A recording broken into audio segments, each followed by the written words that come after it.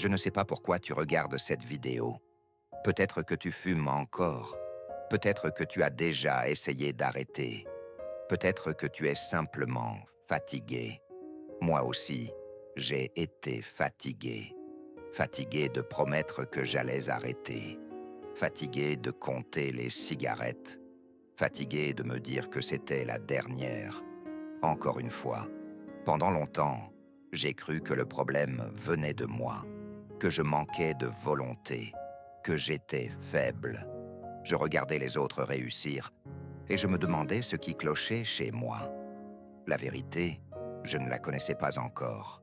Je fumais sans même y penser.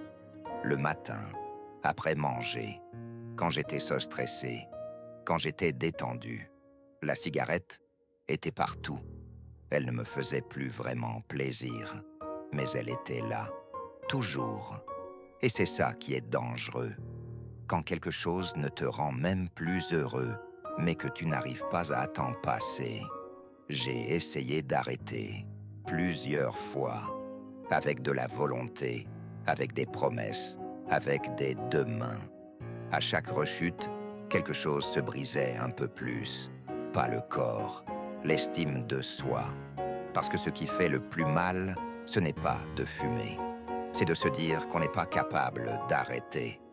Un jour, j'ai compris quelque chose d'essentiel. Je ne fumais pas parce que j'aimais fumer. Je fumais parce que mon cerveau avait appris à fonctionner comme ça. La cigarette n'était plus un choix, c'était un automatisme. Et on ne combat pas un automatisme avec de la colère. On ne combat pas une habitude avec de la honte. On commence par comprendre.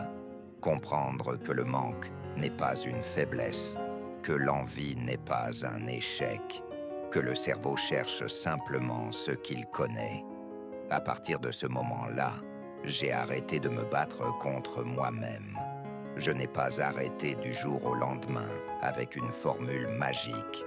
Je n'ai pas gagné une guerre héroïque. J'ai avancé lentement, parfois maladroitement. Il y a eu des moments difficiles, des silences lourds, des envies soudaines. Mais il y avait aussi quelque chose de nouveau, un espace entre l'envie et le geste, un espace où je pouvais respirer, un espace où je pouvais choisir. Chaque jour, sans cigarette, n'était pas spectaculaire. Ce n'était pas une victoire éclatante. C'était juste un jour de plus. Et ces jours-là s'additionnent. Aujourd'hui, je ne fume plus. Pas parce que je suis devenu quelqu'un d'autre, mais parce que j'ai arrêté de me mentir. Je sais ce que ça fait de vouloir arrêter. Je sais ce que ça fait d'échouer. Je sais ce que ça fait de se sentir prisonnier d'un geste. Si tu es encore dedans, je veux que tu entendes une chose. Tu n'es pas faible. Tu n'es pas cassé. Tu n'as rien raté.